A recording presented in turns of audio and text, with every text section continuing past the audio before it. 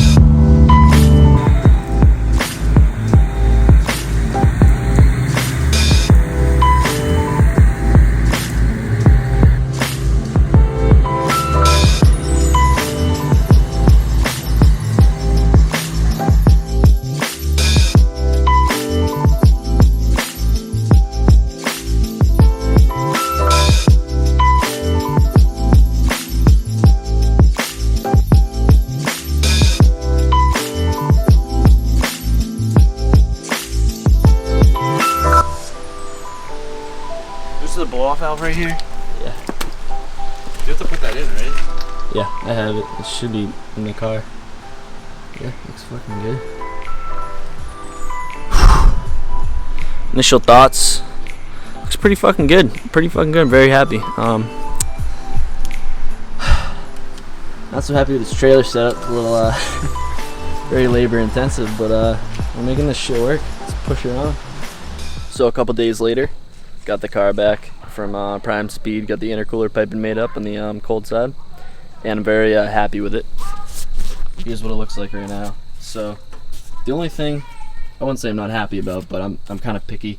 It's polished aluminum pipe, and I want it to. I don't really have any other polished aluminum in here besides the power steering pump, and I want it to kind of have that brushed aluminum look. Turbo has it, you know, intake, everything has it on the car. Brand new brake booster. So that being said, I'm gonna sand this down, and then on the other side here I have the ETS. You can't even see it. It's black. It's steel intercooler piping. It's a satin black, like a textured paint. It's textured. I really like the look of that on the lower part, because when you look at the car,